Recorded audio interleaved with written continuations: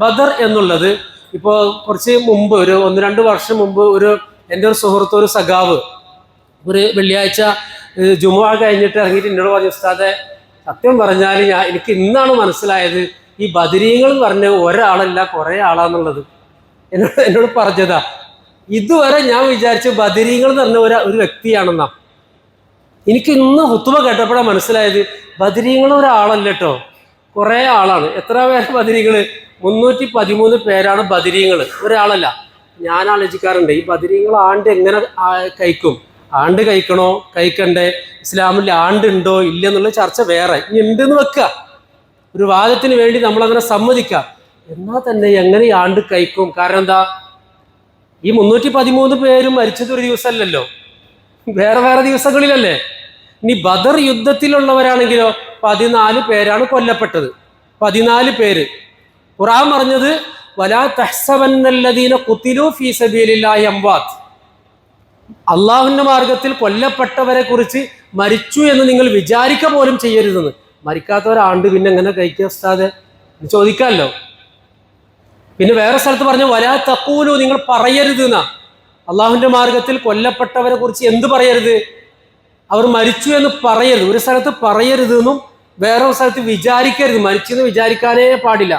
അപ്പൊ ആ 14 പേരെ യാതൊന്നും കഴിക്കാൻ പറ്റില്ല, കാരണം അവരെന്ത് ചെയ്തിട്ടില്ല, അവർ മരിച്ചിട്ടില്ല, അവർ ശുഹദാക്കളാണ്. ബാക്കിയുള്ളവരാണെങ്കിൽ 313 പിന്നെ 14 പേര് കഴിച്ചാൽ പിന്നെ 299 പേര് അല്ലേ, അത്രയും പേര്. പിന്നെ അതിൽപ്പെട്ട ഒരാളാണ് ആര്? അഷ്റഫുൽ ഖൽഖ് റസൂലുള്ളാഹി സ്വല്ലല്ലാഹു അലൈഹി വസല്ലം, അബൂബക്കർ സിദ്ദീഖ്, ഉമറുൽ ഫാറൂഖ്, ഉസ്മാൻ ഇബ്നു അഫ്ഫാൻ, അലി ഇബ്നു അബീ ത്വാലിബ് റളിയല്ലാഹു അൻഹും. ഇവരൊക്കെ ബദരീങ്ങളല്ലേ. അപ്പൊ വേറെ വേറെ ദിവസങ്ങളിൽ കൊല്ലപ്പെട്ടവരുണ്ട്, മരിച്ചവരൊക്കെ ഉണ്ട്. അപ്പൊ എനിക്കിപ്പോഴും അതിന്റെ ലോജിക്ക് പിടികിട്ടിയിട്ടില്ല. പിന്നെ എന്ത് നടത്താം? ബദർ അനുസ്മരണം നടത്താം. അത് അനുസ്മരണം നടത്തണം. ഞങ്ങളുടെ നാടുകളിലൊക്കെ ഞങ്ങൾ വിപുലമായി ആ ദിവസത്തിൽ അതിന്റെ തൊട്ട് തലേ ദിവസം ഗംഭീരമായ ബദർ അനുസ്മരണ പ്രഭാഷണ പരിപാടികൾ സംഘടിപ്പിക്കാറുണ്ട്. കാരണം അത് അനുസ്മരിക്കപ്പെടേണ്ട ഒരു ദിവസമാണ്. അതുകൊണ്ട് പുതിയ തലമുറക്ക് ബദർ എന്താണെന്ന് അറിയില്ല. അപ്പൊ ചെറിയ രീതിയിൽ ഒരു പഠിക്കാൻ വേണ്ടി, കുറെ നാളായിട്ടുണ്ടാവും നമ്മൾ ബദറൊക്കെ ശരിക്കും അങ്ങനെ പഠിക്കാൻ വേണ്ടി ചെറിയ രീതിയിൽ ബദർ ഒന്ന് പറയാം. എല്ലാവരും ഓക്കെ അല്ലേ? ഒന്ന് ഇൻഷാ അല്ലാഹ് പറയും. ഇൻഷാ അല്ലാഹ്. പല ഒരു സദസ്സിനൊരു ചലനം, ഒരു ബർക്കത്ത് ഉണ്ടാവുള്ളൂ. അല്ലാഹു സുബ്ഹാനഹു വ തആല നമുക്ക് ബദരീങ്ങളോടുള്ള ശരിയായ സ്നേഹം നൽകി അനുഗ്രഹിക്കുമാറാകട്ടെ. ഈ ബദർ പറയുമ്പോൾ പിന്നെ റസൂലുള്ളാഹി മക്കയുടെ ഒരു സാഹചര്യം നമ്മൾ അറിയണം. റസൂൽ ജനിച്ചത് നമ്മൾ അറിയണം. റസൂൽ സല്ലല്ലാഹു അലൈഹി വസല്ലം ജനിക്കുന്ന ആ കാലം ഡാർക്ക് ഏജ് എന്നാണ് ചരിത്രത്തിൽ രേഖപ്പെടുത്തിയത്. ഡാർക്ക് ഏജ്, ഇരുണ്ട യുഗം. അത്രത്തോളം ഒരു ഇരുണ്ട കാലഘട്ടം അതിന് മുൻപോ അതിന് ശേഷമോ ലോകത്തുണ്ടായിട്ടില്ല. അന്നത്തെ 2 പ്രധാന ശക്തികളാണ്, ഒന്ന് റോംകാരും മറ്റൊന്ന് പേർഷ്യക്കാരും. 2 പ്രധാന സാമ്രാജ്യത്വ ശക്തികളാണ് അന്ന് ലോകത്തുണ്ടായിരുന്നത്. അന്നത്തെ ഇന്ത്യയുടെ അവസ്ഥ, ചൈനയുടെ അവസ്ഥ, അന്നത്തെ ഇറാന്റെ അവസ്ഥ, ഇതൊക്കെ ചരിത്രത്തിൽ വിശദമായി അതൊക്കെ കൂടി കേട്ട് മനസ്സിലാക്കി പഠിക്കുമ്പോഴാണ് നമുക്ക് ഇതിലേക്ക് കൃത്യമായ ഒരു എൻട്രി കിട്ടുള്ളൂ. പക്ഷെ അതിലേക്കൊന്നും നമുക്ക് പോകാൻ ഇപ്പോൾ നിർവാഹമില്ല. അങ്ങനെ ചുരുക്കി പറഞ്ഞാൽ ഒരു ഇരുണ്ട കാലഘട്ടത്തിലാണ് റസൂലുള്ളാഹി സ്വല്ലല്ലാഹു അലൈഹി വസല്ലമയുടെ ജനനം ഉണ്ടാകുന്നത്. പിന്നെ ക്രിസ്താബ്ദം 570 ഏപ്രിൽ മാസം 20-ാം തീയതി ഒരു തിങ്കളാഴ്ചയാണ് റസൂലുള്ളാഹി സ്വല്ലല്ലാഹു അലൈഹി വസല്ലമ ജനിക്കുന്നത്. റസൂൽ സല്ലല്ലാഹു, അപ്പോൾ പിന്നെ 1000 എത്ര, ഞാനിപ്പോൾ നിങ്ങൾ മൊബൈലടിച്ച് നോക്കിയാൽ മറന്നുപോയി, ഒന്ന് മൈനസ് ചെയ്ത് നോക്കിയാൽ മതി, കൃത്യം എത്ര വർഷമായി എന്നുള്ളപ്പോൾ കിട്ടും. 2026 മൈനസ് 570 അടിച്ചാൽ ഇപ്പൊ എത്രയായി അടിച്ചാൽ കൃത്യമായിട്ട് ഇപ്പോൾ ഉത്തരം കിട്ടും. വേണ്ട വേണ്ട വേണ്ട വേണ്ട വെച്ചോ. അപ്പോൾ റസൂൽ സല്ലല്ലാഹു അലൈഹി വസല്ലം ജനിക്കുന്നത് അറേബ്യയിലാണ്. നമുക്കറിയാലോ, അറേബ്യയിലാണ് റസൂൽ. അറബികൾക്കൊരു പ്രത്യേകത ഉണ്ടായിരുന്നു. മൊത്തത്തിൽ ലോകത്തെല്ലായിടത്തും വിഗ്രഹാരാധന വല്ലാതെ ആഴത്തിൽ നിലനിന്ന ഒരു ഘട്ടമാണത്. എല്ലായിടത്തും ജനങ്ങൾ വിഗ്രഹാരാധനയിലേക്ക് വല്ലാതെ ആകർഷിക്കപ്പെടുന്നുണ്ട്. ചരിത്രത്തിൽ എന്നും പിശാച് അവരെ ആ രീതിയിൽ കൊണ്ടുപോകാറുണ്ട്. അങ്ങനെ ഒരു ഘട്ടത്തിൽ അറേബ്യക്ക് ഒരു പ്രത്യേകത ഉണ്ടായിരുന്നു. അറബികൾക്ക് ഇന്നുണ്ടാവും ചിലപ്പോൾ, അന്ന് എന്തായാലും ഈ പ്രത്യേകത ഉണ്ട്. അതെന്താണെന്ന് വെച്ചാൽ അവർ സത്യസന്ധരായിരുന്നു. അവരൊരു കാര്യം പറഞ്ഞ പോലെ ചെയ്യും. ആ ജീവൻ പോയാലും വേണ്ടില്ല, അവരതിൻ്റെ കൂടെ നിൽക്കും. അതാണ് അറബികളുടെ പ്രത്യേകത. ജീവൻ നഷ്ടപ്പെട്ടിട്ടാണെങ്കിലും പറഞ്ഞ കാര്യത്തോടൊപ്പം അവർ എന്തിനും തയ്യാറായിട്ട് നിൽക്കും. അതിനു വേണ്ടി വർഷങ്ങളോളം യുദ്ധം ചെയ്യാനും അവർ തയ്യാറാണ്. അതിനൊന്നും അവർക്ക് പക്ഷെ അവർ സത്യസന്ധരാണ്. ഒരു വാക്ക് പറഞ്ഞ വാക്ക് പാലിക്കും. ഇന്നത്തെ അറബികളെ കാര്യമെല്ലാം പറഞ്ഞാൽ ഇന്നേക്കാൾ കൂടുതൽ നിങ്ങൾക്ക് അറിയാം, അത് നടക്കട്ടെ. ഇന്നത്തെ അറബികൾ വാക്ക് പറഞ്ഞാൽ അവർ വാക്ക് പാലിക്കും.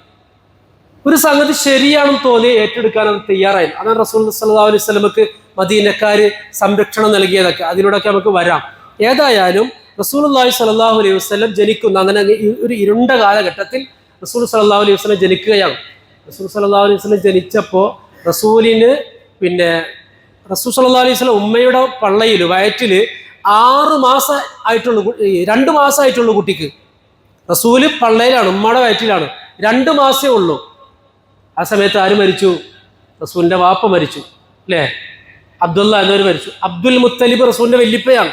ആ അബ്ദുൽ മുത്തലിബിന് 10 മക്കളുണ്ട്. ആ 10 മക്കളിൽ ഒരാളാണ് അബ്ദുള്ള, റസൂലിന്റെ വാപ്പ.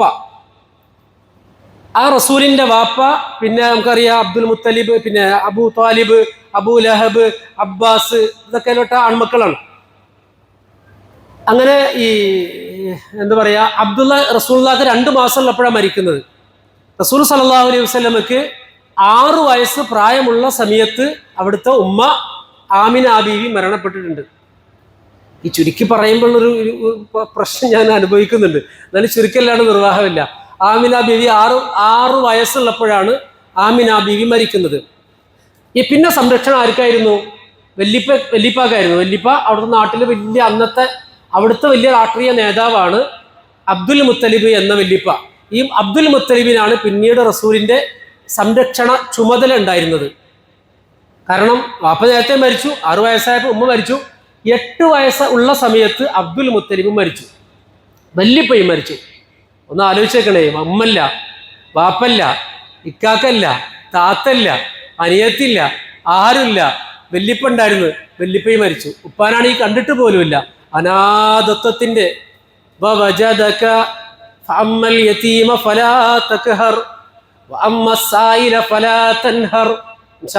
സമയം ഉണ്ടെങ്കിൽ വരാം. ഏതായാലും അങ്ങനെ പൂർണ്ണ യതീമായി കൊണ്ടാണ് റസൂലുള്ളാഹി സ്വല്ലല്ലാഹു അലൈഹി വസല്ലം വളരുന്നത്. പിന്നീട് അബ്ദുൽ മുത്തലിബിന്റെ മരണശേഷം റസൂലുള്ളാഹിന്റെ സംരക്ഷണം ഏറ്റെടുക്കുന്നത് മൂത്താപ്പയായ അബൂ ത്വാലിബാണ്. അബൂ ത്വാലിബ് എളാപ്പ മൂത്താപ്പായിട്ട് 4 പേരുണ്ടായിരുന്നു. ഒന്ന് ഹംസ, അബ്ബാസ്, അബൂ ത്വാലിബ്, അബ്ദുൽ മുത്തലിബ്. 5 ആൺമക്കളാണ്. അബ്ദുൽ മുത്തലിബ് അല്ല, അബൂ ലഹബ്. 5 ആൺമക്കളിൽ റസൂലുള്ളാഹിന്റെ വാപ്പ കഴിച്ചാൽ പിന്നെ 4 പേര് ആരാ? ഹംസ റളിയല്ലാഹു അൻഹു, അബ്ബാസ് റളിയല്ലാഹു അൻഹു, അബൂ ത്വാലിബ്, അബൂ ലഹബ്, അല്ലേ? അബ്ദുള്ള, റസൂലുള്ളാഹിന്റെ ഒപ്പയാണ് അബ്ദുള്ള. ഇതില് ഹംസ റളിയല്ലാഹു അൻഹു പിന്നെ അബ്ബാസ് റളിയല്ലാഹു അൻഹു 2 പേരും റസൂലിൽ പിന്നീട് വിശ്വസിച്ച ആളുകളാണ്. 2 എളാപ്പാരും റസൂലിൽ വിശ്വസിച്ചിട്ടുണ്ട്. എന്നാൽ അബൂ ത്വാലിബ് റസൂലിൽ വിശ്വസിച്ചിട്ടില്ല. പക്ഷേ റസൂലിന് എല്ലാ സംരക്ഷണം നൽകിയിട്ടുണ്ട് അബൂ ത്വാലിബ്. അബൂ ലഹബ് ആകട്ടെ വിശ്വസിച്ചില്ല എന്ന് മാത്രമല്ല, റസൂലിനെ എങ്ങനെയൊക്കെ ദ്രോഹിക്കാൻ പറ്റുമോ അങ്ങനെയൊക്കെ ദ്രോഹിച്ചൊരു മൂത്താപ്പയാണ് അബൂ ലഹബ്. അബൂ ലഹബും അവരുടെ ഭാര്യയായ ഉമ്മു ജമീൽ എന്ന് പറയുന്ന മൂത്തുമ്മയും. അവരെ കുറിച്ചാണ് തബ്ബത്തി യദാ അബീ ലഹബിൻ എന്ന് ആ സൂറത്തിൽ പറഞ്ഞത്. അങ്ങനെ റസൂലുള്ളാഹി സ്വല്ലല്ലാഹു അലൈഹി വസല്ലം പിന്നെ ഇങ്ങനെ വളർന്നു. 40 വയസ്സായി. 40 വയസ്സായപ്പോൾ 40 വയസ്സ് പൂർത്തിയായി 41ാമത്തെ വയസ്സിലേക്ക് കടന്നു. അപ്പൊ റസൂലിന് എന്തോ ഒരു ഉൾവിളി പോലെ ജീവിതത്തിൽ എന്തൊക്കെയോ സംഭവിക്കാൻ പോകുന്നു എന്ന് പലപ്പോഴും തോന്നിയിട്ടുണ്ട്. പിന്നെ ഒറ്റയ്ക്ക് ഇരിക്കാൻ തുടങ്ങി, ഒറ്റയ്ക്ക് നടക്കാൻ തുടങ്ങി. ചില കുന്നുകളിലും മലകളിലും ഒക്കെ റസൂൽ സല്ലല്ലാഹു അലൈഹി വസല്ലം പോയിരിക്കും. അങ്ങനെ കുറേ നാളങ്ങനെ പോയ ശേഷം പിന്നീട് ചില മാസങ്ങൾ തുടർച്ചയായി കുറച്ച് ഭക്ഷണം കയ്യിൽ കരുതും, റസൂൽ പോകും. എവിടെ ഇരിക്കും? ഹിറാ ഗുഹയിൽ ഇരിക്കാൻ തുടങ്ങി. ഹിറാ ഗുഹ കണ്ടവരുണ്ടാവില്ല, ഇതിൽ ഒരുപാട് ആളുകൾ ഉണ്ടാവും, അല്ലേ? ഹിറാ ഗുഹയിൽ കയറിയവരുണ്ടാവും. ആ ഹിറാ ഗുഹയിൽ ഒന്ന് പോയവർക്ക് അറിയാം പടച്ചോൻ എങ്ങനെയായിരുന്നു അല്ലേ അള്ളാഹിന്റെ റസൂല് അന്ന്. ഇന്നാണെങ്കിൽ കാബയുടെ വെളിച്ചവും ആ പരിസരത്തുള്ള വെളിച്ചങ്ങളൊക്കെ ഒത്തിരി ഉണ്ട് അവിടെ. അന്ന് ഒരു മനുഷ്യനും അങ്ങോട്ട് എത്തി നോക്കാത്ത ആ സ്ഥലത്ത്, ആ കൂരിരുട്ടുള്ള സ്ഥലത്ത് രാത്രിയും പകലും പോയവരില്ല. ഇതില് ഒത്തിരി ഉണ്ടാവുമല്ലോ ആൾക്കാർ, അല്ലേ? ഹിറാ ഗുഹയിൽ അങ്ങനെ ഉള്ളിൽ കയറി പിന്നെ അതിന്റെ ഉള്ളിൽ കൂടെ പേടിയാവും. പകല് തന്നെ ഒറ്റക്ക് പോയിട്ടുണ്ടെങ്കിൽ പേടിയാവും. അന്നത്തെ സ്ഥലത്ത് പോയിരിക്കാനുള്ള വലിയൊരു മനക്കരുത്ത് അള്ളാഹുവിൻ്റെ റസൂലിന് അള്ളാഹ് കൊടുക്കുകയാണ്. അവിടെ ഇരിക്കുകയാണ് റസൂലുള്ളാഹി സ്വല്ലല്ലാഹു അലൈഹി വസല്ലം. അങ്ങനെ ഇരിക്കുമ്പോഴാണ് പെട്ടെന്ന് പിന്നെ അവിടെ ജിബ്രീൽ പ്രത്യക്ഷപ്പെടുന്നത്. ജിബ്രീലിനെ കുറിച്ച് പറയണം, പിന്നെ 600 ചിറകുകളുണ്ടെന്ന് പറയുന്നത് ജിബ്രീലിന്റെ ഹദീസിൽ. ജിബ്രീൽ അലൈഹിസ്സലാം പ്രത്യക്ഷപ്പെടുന്നു, റസൂലിനെ കെട്ടിപ്പിടിക്കുന്നു, ഇഖ്റാ ബിസ്മി ഓതുന്നു. അങ്ങനെ അവിടുന്ന് പേടിച്ച് വിറച്ച് അഷ്റഫുൽ ഖൽഖ് റസൂലുള്ളാഹി സ്വല്ലല്ലാഹു അലൈഹി വസല്ലം വീട്ടിലേക്ക് ഓടുന്നു. നമ്മൾ കേട്ടില്ലേ, സമ്മിലൂനിയ ഖദീജ, ഉദപ്പിട്ട് മൂടു ഖദീജ എന്നൊക്കെ പറഞ്ഞിട്ട് മനോഹരമായ പാട്ടൊക്കെ ഇപ്പോൾ വൈറലായ പാട്ടായിരുന്നല്ലോ. അങ്ങനെ റസൂൽ സ്വല്ലല്ലാഹു അലൈഹി വസല്ലം വീട്ടിലോടി. അവിടെ പനിച്ച് വിറച്ച് കിടന്ന്, അതിൽ തന്നെ ഒരുപാട് സംഭവങ്ങളുണ്ട്. ബദറിലേക്ക് കടക്കാൻ വേണ്ടിയിട്ടാണ് ഈ മെനക്കിടുന്നത് കേട്ടോ. അങ്ങനെ റസൂലുള്ളാഹി സ്വല്ലല്ലാഹു അലൈഹി വസല്ലം പിന്നീട് പിന്നെ ഖദീജ ബീവിയോടാണ് ഈ കാര്യം ആദ്യം പറയണം, അങ്ങനെ സംഭവമുണ്ട്. ഖദീജ ബീവി വിശ്വസിക്കുന്നു. സ്വന്തം വീട്ടിൽ നിന്ന് സപ്പോർട്ട് കിട്ടുക എന്ന് പറയുന്നത് ഒരാളുടെ വ്യക്തിത്വത്തിൻ്റെ അടയാളമാണ്. മക്കള് വാപ്പാടെ കൂടെ നിൽക്കുക എന്ന് പറയുമ്പോൾ ആ വാപ്പാക്ക് ഒരു വലിയ ക്വാളിറ്റി ഉണ്ട്. വാപ്പാടെ കൂടെ ഞാനില്ലാന്നും മക്കൾ പറയുന്നുവെങ്കിൽ വാപ്പാൻ അങ്ങോട്ട് വല്ലാണ്ട് പിടിച്ചിട്ടില്ല എന്നുള്ള പ്രശ്നവും ഒരു 90% അതിലുണ്ട്. ഖദീജ ബീവിയാണ് റസൂലിനെ സമാധാനം നേരെ കൊണ്ടുപോയി. ഖദീജ ബീവി റസൂലിനെ എവിടേക്ക്? അന്നത്തെ ഒരു പുരോഹിതനാണ്, വേദങ്ങളൊക്കെ പഠിച്ചിട്ടുള്ള, പിന്നെ ഖദീജ ബീവിയുടെ കുടുംബത്തിൽപ്പെട്ട വറഖത്ത് ബിൻ നൗഫൽ എന്ന് പറയുന്ന ഒരു വേദ പണ്ഡിതന്റെ അടുത്തേക്ക് റസൂലിനെ കൊണ്ടുപോവുകയാണ്. നബി എന്തിങ്ങനെ ഇന്ന സംഭവങ്ങളൊക്കെ ഉണ്ടായി, ഒന്ന് സമാധാനിപ്പിക്കണം എന്ന് പറഞ്ഞപ്പോൾ വിവരങ്ങളൊക്കെ കേട്ടറിഞ്ഞ വറഖത്ത് ബിൻ നൗഫൽ പറഞ്ഞു, നിങ്ങൾ അവസാനം വരാനുള്ള പ്രവാചകനാണ്. ഈ അവസാനം വരാനുള്ള പ്രവാചകൻ എന്ന് പറയുമ്പോൾ 10 അവതാരത്തെ കുറിച്ച് നമ്മൾ പഠിച്ചു. ദശാവതാരം, നമ്മുടെ കമൽഹാസന്റെ ഒരു മനോഹരമായ സിനിമ ഒക്കെ ഉണ്ടായിരുന്നു എന്ന് പറഞ്ഞു. ഞാൻ കണ്ടിട്ടില്ല ദശാവതാരം. അതിൽ 10 അവതാരങ്ങളെ കുറിച്ച് പറയുന്നുണ്ട്. അതിൽ അവസാനത്തെ അവതാരമാണ് കൽക്കി. സിനിമ കണ്ടിട്ടില്ലാത്തതുകൊണ്ട് പറയാൻ പറ്റില്ല. എന്തായാലും ഹൈന്ദവ വേദങ്ങളിൽ ഉള്ള ഒരു അവതാരമാണ് കൽക്കി. കൽക്കി വന്നിട്ടില്ല. കൽക്കിയെ കാത്തിരിക്കുകയാണ്. കൽക്കി ആരാണെന്ന് കൃത്യമായി പഠിക്കുകയാണെങ്കിൽ കൽക്കിയെ കുറിച്ച് വേദങ്ങൾ പറഞ്ഞ ഓരോ ലക്ഷണം പരിശോധിച്ച് കഴിഞ്ഞാൽ, സമയം ഉണ്ടെങ്കിൽ ഇൻഷാ അല്ലാഹ് പിന്നീട് പറയാം. കൽക്കിയെ കുറിച്ചുള്ള ഓരോന്നും, കൽക്കിയുടെ സ്വഭാവങ്ങൾ ഇങ്ങനെ പരിശോധിക്കുകയാണെങ്കിൽ കൽക്കി 1400 വർഷങ്ങൾക്ക് മുമ്പ് വന്നു പോയിരിക്കുന്നു. അതാണ് മുഹമ്മദ് റസൂലുള്ളാഹി സ്വല്ലല്ലാഹു അലൈഹി വസല്ലം. കൽക്കി എന്ന് പറയുന്നത് ഈ അവസാന എന്താ പറയാ, എന്താണ് പറയാ, അവസാനം വരുന്ന ഇപ്പൊ പറഞ്ഞല്ലോ, അവതാരം റസൂൽ സല്ലല്ലാഹു അലൈഹി വസല്ലം അന്ത്യപ്രവാചകനാണ്. അപ്പോൾ ഈ വറഖത്ത് ബിൻ നൗഫൽ പറയുന്നു, ഇത് നിങ്ങൾ അവസാനമായി മൂസാ നബിയുടെ അടുത്ത് വന്ന അതേ ജിബ്രീലാണ് നിങ്ങളടുത്ത് വന്നിട്ടുള്ളത് എന്നൊക്കെ പറയുന്നുണ്ട്.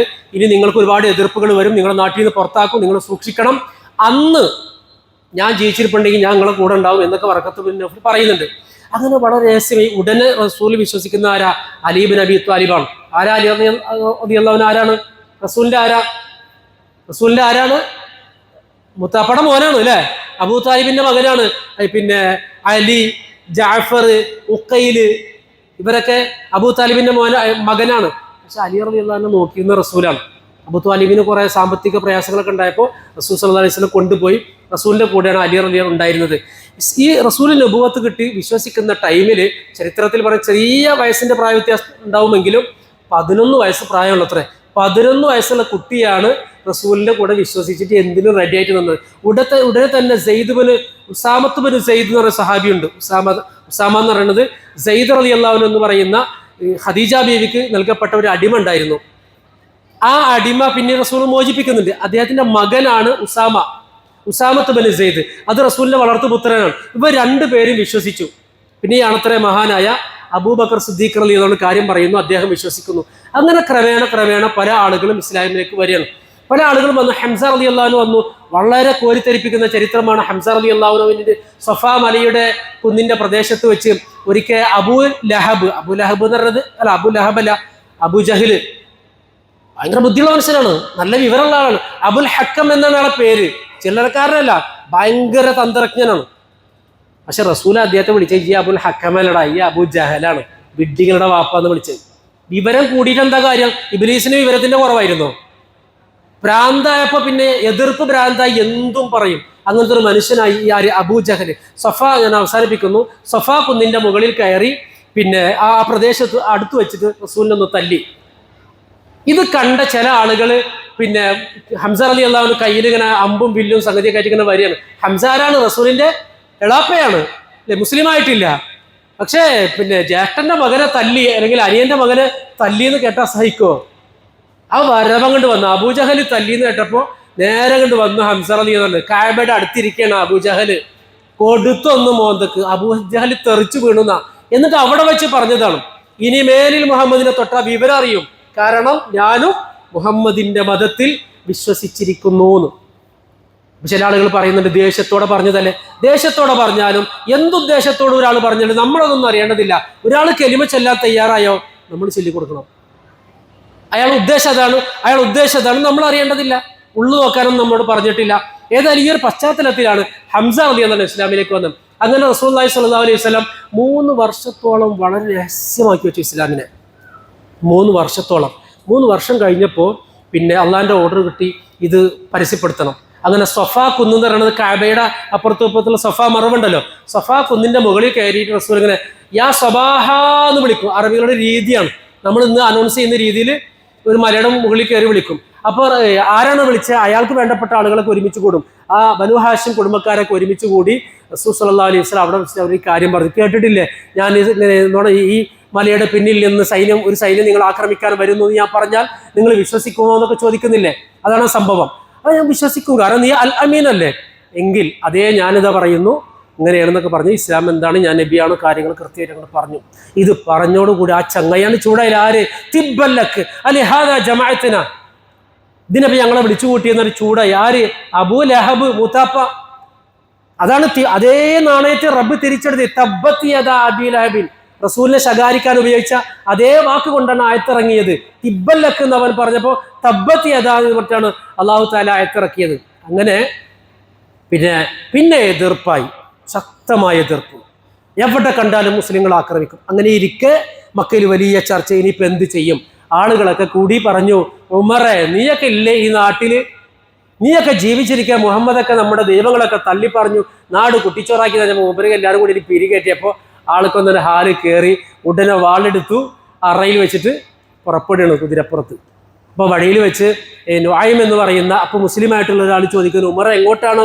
കൊല്ലും, ഞാൻ മുഹമ്മദിന്റെ തലെടുക്കാൻ വേണ്ടി പോവുകയാണ്.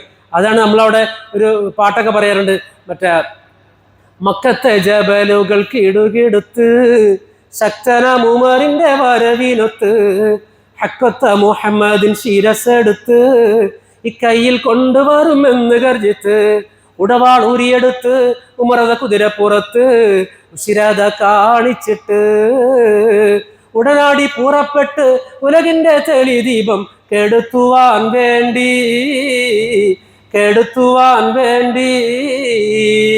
അതിന്റെ അർത്ഥം ഒന്ന് ചിന്തിച്ചാൽ മതി. മക്കത്തെ ജബലുകളൊക്കെ വിറച്ചു. അതൊരു കവിയുടെ ഒരു കാവ്യാത്മക പ്രയോഗമാണ്. ഉമറിന്റെ വരവ് കൊല്ലാൻ വേണ്ടി പോവുകയാണ്. ആ ഉമർ ബിൻ ഖത്താബ് റളിയല്ലാഹു അൻഹു പിന്നെ അവിടെ വലിയ പെങ്ങളുടെ വീട്ടിലേക്ക് പോകുന്നു. വലിയൊരു സംഭവം അവിടെ ഉണ്ടാകുന്നുണ്ടല്ലോ. അവിടെ നിന്ന് പിന്നീട് പൊട്ടിക്കരയുന്നു, ഖുർആന്റെ കോപ്പി ചോദിക്കുന്നു, പൊളിച്ച് റെഡിയായിട്ട് വരുന്നു, കോപ്പി വാങ്ങുന്നു, ഓതുന്നു. ത്വാഹ മാ അൻസൽന, അദ്ദേഹത്തിന് വലിയ മാനസാന്തരം ഉണ്ടാകുന്നു. ഉടനെ റസൂലിന്റെ വീട് അന്വേഷിച്ച് പോകുന്നു, അവസാനിപ്പിക്കുന്നു. റസൂൽ എന്ന് പിന്നെ ഒരു സഹാബിയുടെ സഫയുടെ അടുത്തുള്ളൊരു വീട്ടിലാണ്. അവിടെ എത്തുന്നു. ഇദ്ദേഹത്തിന്റെ വരവ് കണ്ടപ്പോൾ തന്നെ സഹാബികൾ പറയുന്നുണ്ട്, കഥങ്ങനെ തുറന്നപ്പോൾ റസൂലെ ഉമർദ വാളും പിടിച്ച് നിൽക്കുന്നുണ്ട് എന്ന് പറയുന്നുണ്ട്. റസൂൽ സല്ലല്ലാഹു അലൈഹി വസല്ലം പറഞ്ഞു, തുറന്നോളൂ, കുഴപ്പമില്ല. ഏതായാലും ഉമർ ഹംസ റളിയല്ലാഹു അൻഹു പറഞ്ഞു, നല്ല ഉദ്ദേശത്തോടു കൂടിയാണെങ്കിൽ ഉമറിന് നല്ലത്, അതല്ല നല്ല ഉദ്ദേശമല്ലെങ്കിൽ ഉമറിന്റെ കയ്യിലിരിക്കുന്ന വാളുകൊണ്ട് തന്നെ ഞാൻ അവന്റെ കഴുത്ത് ഞാൻ അറക്കും എന്ന് ഹംസ റളിയല്ലാഹു അൻഹു ആ രംഗത്ത് പറയുന്നുണ്ട്. അവിടെ വെച്ചുകൊണ്ട് പിന്നെ എന്തായാലും വാതിൽ തുറന്നു. ഉമർ റളിയല്ലാഹു അൻഹു കയറി വന്നു. റസൂൽ സല്ലല്ലാഹു അലൈഹി വസല്ലം പെട്ടെന്ന് പിടിച്ചിട്ട് ചോദിച്ചു, ഉമറെ എന്താണ് വരവിന്റെ ഉദ്ദേശം? ഞങ്ങൾ നിൽക്കാൻ സ്വൈരല്ലേ? പിന്നെ ഉമർ റളിയല്ലാഹു അൻഹു ഇസ്ലാമിലേക്ക് വരുന്നതിന് മുമ്പ് റസൂലിന്റെ ഒരു പ്രാർത്ഥന ഉണ്ട് കേട്ടോ, ഭയങ്കര ഹൃദയ പ്രാർത്ഥന. അല്ലാഹുമ്മ അയ്യിദിൽ ഇസ്ലാമ ബിഅഹദിൽ ഉമറൈൻ എന്നും പ്രാർത്ഥിക്കും റസൂല്. അല്ലാഹുവേ, രണ്ടാലും ഒരു ഉമറിനെ തന്ന് ഇസ്ലാമിനെ ശക്തിപ്പെടുത്തണേന്ന്. കുറെ ആൾക്കാരൊന്നും വേണ്ട, ധീരന്മാരായ ആൺകുട്ടികൾ 1 2 ഉണ്ടായാൽ മതി. മക്കയിൽ 2 ഉമറുണ്ടായിരുന്നു, ധീരന്മാരായ 2 ഉമർ. ഒന്ന് ഉമർ ബിൻ ഖത്താബാണ്, ഒന്ന് അംർ ബിൻ ഹിഷാമാണ്. ഉമർ അല്ല, അംർ. 2 ഉമറിനെയും കൂട്ടി അമറും ഉമറും കൂടുമ്പോൾ അറബിയിൽ ഉമറൈൻ എന്ന് പറയാം. അറബി പ്രയോഗം അങ്ങനെയാണ്. അപ്പൊ രണ്ടാലൊരു ഉമർ, ഒന്നെങ്കിൽ അബൂജഹൽ അല്ലെങ്കിൽ ഉമർ, രണ്ടാളൊരാൾ ഇസ്ലാമിലേക്ക് വരണേന്ന് റസൂൽ എപ്പോഴും പ്രാർത്ഥിക്കാറുണ്ടായിരുന്നു. ഉമർ ബിൻ ഖത്താബ് റളിയല്ലാഹു അൻഹു ഉടനെ നബിയോട് പറഞ്ഞു, നബിയെ ഞാൻ കൊല്ലാൻ വേണ്ടിയൊന്നും വന്നതല്ല, ഞാൻ മുസ്ലിമാകാൻ വന്നതാണ് നബിയെ എന്ന് പറഞ്ഞുകൊണ്ട് അവിടെ കലിമ ചൊല്ലുകയാണ്. ഇൻഷാ അല്ലാഹ് പിന്നീട് അങ്ങോട്ട് ഭയങ്കര ഒരു എനർജി മുസ്ലിം സമൂഹത്തിന് കിട്ടുന്നു. ഇൻഷാ അല്ലാഹ് ഇനി നമ്മൾ എങ്ങനെയാണ് ഹിജ്റ എന്ന് പറയുന്ന റസൂൽ മക്കയിൽ നിന്ന് മദീനയിലേക്ക് പോകാനുള്ള പലായനം എങ്ങനെ രൂപപ്പെടുന്നു എന്നാണ് നാളെ പറയുക. റബ്ബ് സുബ്ഹാനഹു വ തആല കാര്യങ്ങൾ ശരിക്കും ഗ്രഹിക്കാനും അത് മനസ്സിലാക്കാനും അതിൻ്റെ അടിസ്ഥാനത്തിൽ ഈമാനികമായി വളരുവാനും റബ്ബ് സുബ്ഹാനഹു വ തആല നമ്മെ എല്ലാം അനുഗ്രഹിക്കുമാറാകട്ടെ. അൽഹംദുലില്ലാഹി റബ്ബിൽ ആലമീൻ.